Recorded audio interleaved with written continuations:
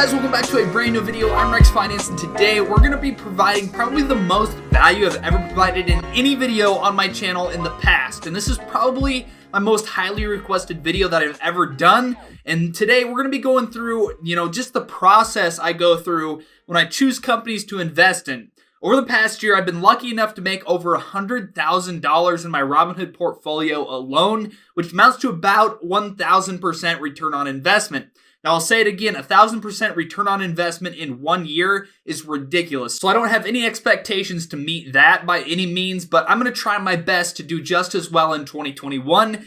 And I'll be taking you through that process today in this video of what I look for and really, the process I use to decide whether to buy a stock or not. So this may look somewhat silly as I go through this, but I'm going to use my new iPad and Apple Pencil, and I probably won't be making much eye contact just as I'm writing on here, but step by step, I'll take you through what I do, what I look for, all of those things. And throughout the video, even as I'm writing here, I'll put an overlay of a video, kind of just showing you where to find things and how to follow through with the things I talk about in this video. But the first thing I actually like to look for is revenue growth of 50% or more year over year. That's what YOY means. So that means in 2019, they doubled their revenues from 2018. In 2018, they doubled the revenues from 2017, so on and so forth. And if it doesn't meet this first criteria, you know what I do? I throw it to the side. I might come back and look at it later on. But if I don't see this revenue growth of at least 50% year over year, I'm not interested because I'm looking for companies that thrive in almost any environment. So the first thing I look for is income statement related, but the second thing I look for is more balance sheet related, and that is minimal to zero debt. Now this one I'm a little bit more lenient on because the growth stocks that I look for are generally going to have more debt associated with them. But more importantly, if these companies have big debt, what I look for is a management team clearly trying to get rid of its bad debt. The reason this is important is because if a company has a lot of bad debt and they don't have any drive to get rid of it, they have repeated interest expense that eats into their cash flows and their profitability timeline. A great example of this is Flux Power. When I first bought into this company, they had a lot of debt, but they had shown a history of getting rid of this bad debt, and I felt that they would continue to try to do that, and over time they have, which is why, in part, we've seen the share price climb from $5 when I bought in to around $20 today. So a little bit of debt is okay to me. If it's a lot, they need to show a clear history and future for getting rid of the bad debt. If they have a lot of debt and they don't have a history or plans in the future to get rid of the bad debt, I'm not interested in the company, and again, I'll throw it to the side. So we've already cycled through many companies just in those first two items. So the third thing I look for is more in the industry that the company is involved in. This one isn't make or break for me, but it's very, very helpful. So the first item we looked for was more income statement related. The second was balance sheet related. And this one is the industry of the company. We haven't really even looked into the company yet. But what I look for in the industry is an industry CAGR, or compound annual growth rate, of 10% or higher. Generally, if you go to a company's investor presentation, they will list out what the industry looks like, how fast the industry is growing. A perfect example of this one is with CleanSpark. They've stated on their investor presentation ever since I've been invested and before I was invested that their industry compound annual growth rate is 28%, which is ridiculously high. So honestly, if you meet these first three criteria, you're looking pretty good so far because you have a company that's growing their revenues at 50% or more in an industry that's also growing at 10% plus. Now, just to filter out some more companies, I look for a few things inside of an industry if it has a compound annual growth rate of 10% or more. What I look for in the companies I invest in, if I like those first three criteria, is that they have either a niche in the industry, a competitive advantage, or an early head start on all of its competition. Now, if you can match all three of these things, you're in business. An example of this would be like Workhorse, for example, with their electric delivery vehicles. They have an early head start on all of the competition because they've been in business for a long time. They have relationships with UPS, FedEx, WB Mason.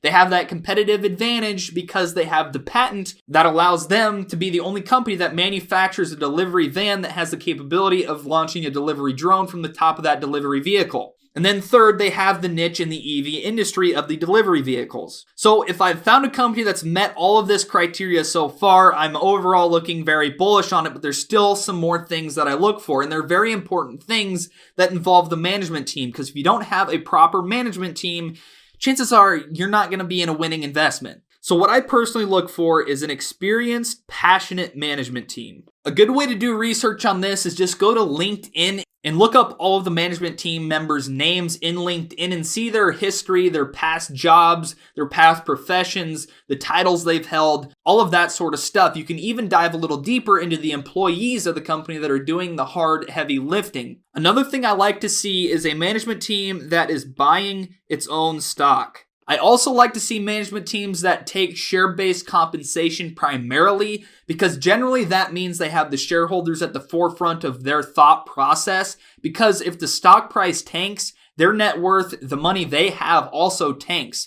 But if the company does well, the stock price rises, well, they're going to make a lot more money as well. Another thing that goes a long ways for me with a management team is a management team that cares about shareholders. A great example of this would be CleanSpark, their IR department, which is actually headed by their executive chairman, which is big, is very, very good. A bad example of this would be Workhorse. I've tried to email and get in contact with Workhorse, and I've never received a response. So if you have a management team or investor relations department that clearly cares about shareholders, you're really looking pretty good. A good way to gauge this is if the IR department and management team responds to investor inquiries in proper time instead of just ignoring them. You can also look for a management team that contributes to dilution. So anytime they do an offering, the team members, the executive team actually buys shares of the company when that offering and dilution is taking place. So they're in it for themselves and can offset some of that dilution already. A great example of that is actually Flux Power.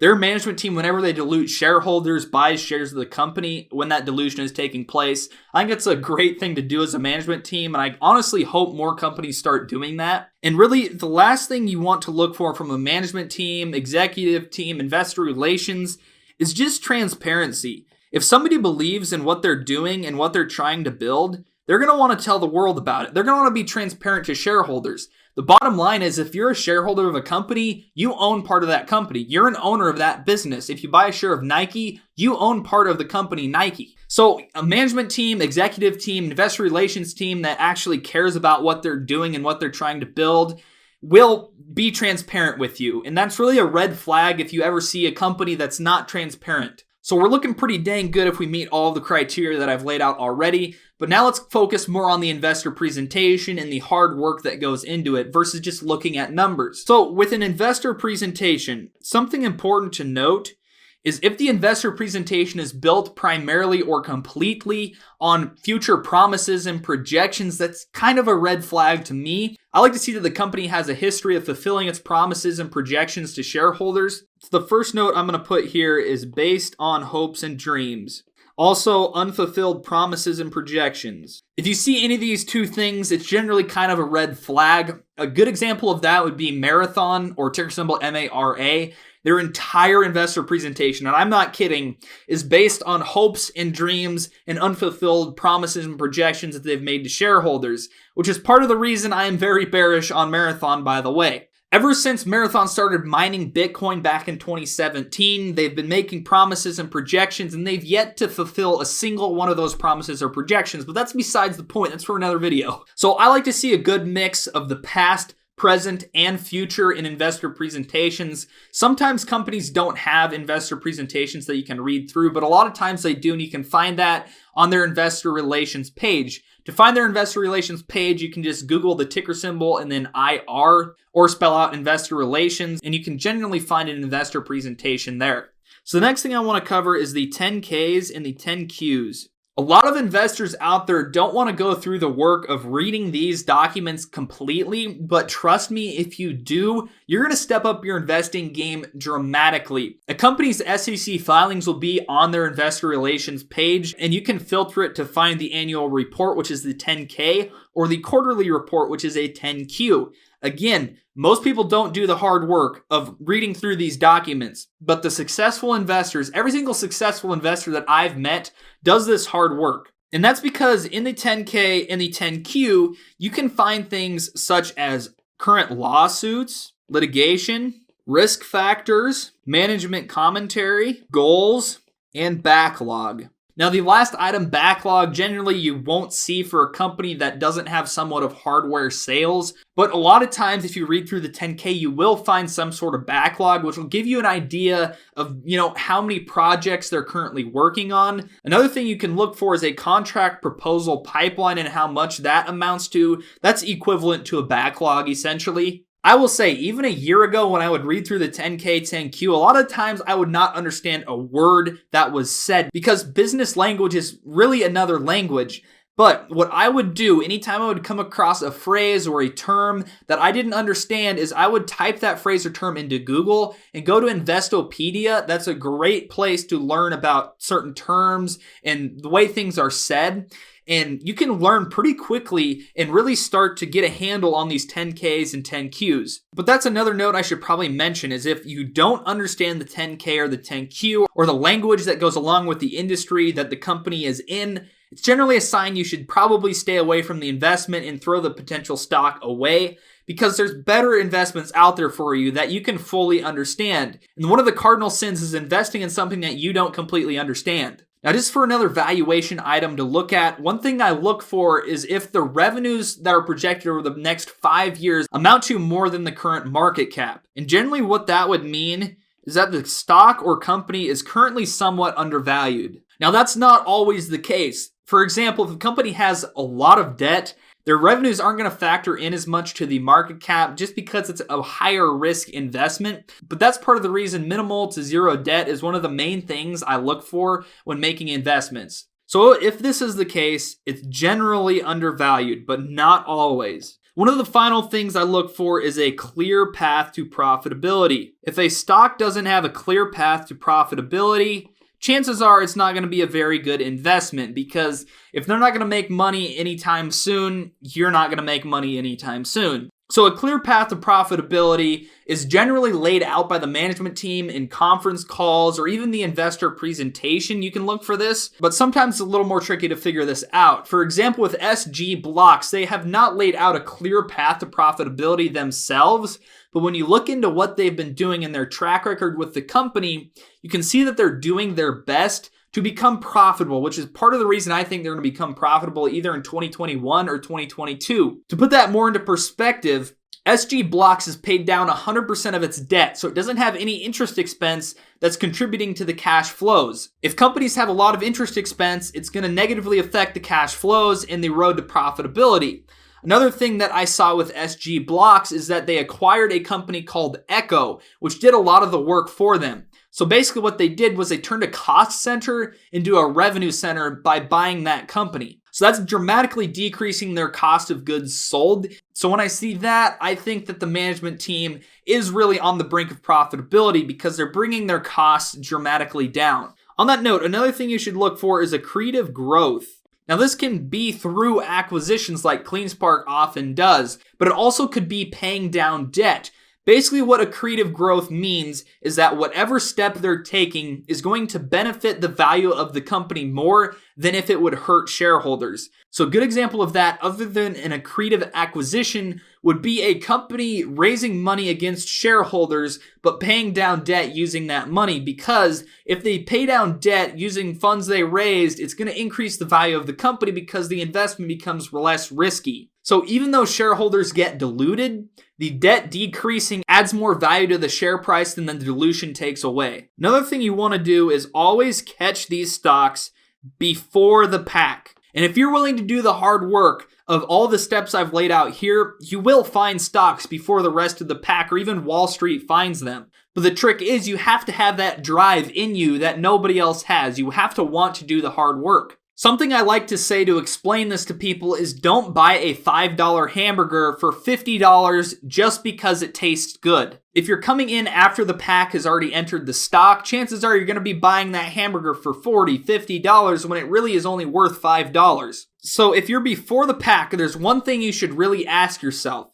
and that is, what are people missing? Why has the pack not arrived yet per se? And a lot of times it's just publicity or knowledge about the company. So if the issue is publicity, what I like to see management teams start to do is go on investor roadshows or investor presentations, do more conference calls, get your name out there. It's never on the shareholders that the stock isn't known. It's more on the company and the management team that they haven't been getting their name out there. One thing that investors were missing with Workhorse when I got in at $2.94 a share was the fact that the reason they had zero revenues was because they were doing research and development on a new series of vehicle. And because of that, people missed out on that company. And people that are buying today have a lot more risk associated with their investment than I do when I bought at $3. So it can be something simple like that. People are just blatantly missing the reason a company doesn't currently have revenues. Or it can be something like publicity. And when this happens, I like to see management team members go on roadshows.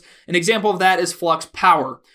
I personally think one of the main reasons their stock price has shot up is because the management team has been doing investor presentations. Now, the last thing I want to leave you guys with is that the long term always wins, and patience pays. If you can demonstrate a drive to learn more and find stocks before everybody else does, and have the patience to wait for that stock to gain traction, you will be very successful at investing. The key is a lot of people don't have that patience. They want to get rich quick. Which again, I always say it, the people with that mindset never get rich quick. It's generally the people that do the heavy lifting and the hard work like myself and some of you guys out there that end up getting rich quick. I could care less if I had 1,000% return last year because I understand the companies that I'm invested in completely and I believe in their futures. So these short-term gains have been amazing, but really I'm more focused on the long-term. And when you have a long-term investment philosophy, short-term swings up and down don't emotionally affect you. A classic example of this, even on my channel, was when I presented about TSNP or HUMBL. I brought the stock to the channel finally at about 18 cents per share. After I brought it to the channel, it proceeded to run up to over 34 cents a share and then dip back below 10 cents a share. And when it rose that quickly to 34 cents a share, people were flooding my comment section telling me how amazing I am. But when the dip to below 10 cents a share happened, guess what? The comment section was the complete opposite. People were calling me arrogant, ignorant, unknowledgeable, inexperienced, when in the end, it's really up to the viewers to decide whether to buy a stock or not, which is why I always preach do your own research and due diligence. But what has happened since that dip below a dime per share is the share price of TSNP is right back up to about 2 dimes. And a lot of people got emotionally attached and they were flooding my comment section. They had sold out for a loss. And guess what? They regret doing that now. Patience pays, and it's been proven time and time again. Now, the very, very last thing I always do when I'm about to make an investment, and this is probably the most important thing to ask yourself, and that question is, would you be happy if the share price of the stock you're about to buy would dip 20% tomorrow? So immediately you would lose 20% on your investment. Would you be happy? Would you be sad? Would you be angry? What would it be? Generally, if you would be sad, upset, or angry, you should not be investing in that company. When you find a stock or a company you're happy to dip 20%, that's really the investment you want to be in because you know you believe in the company and you believe in the future of that company and you can buy more shares for a discount if it would dip 20%. So short-term trading is obviously way more exciting than long-term investing.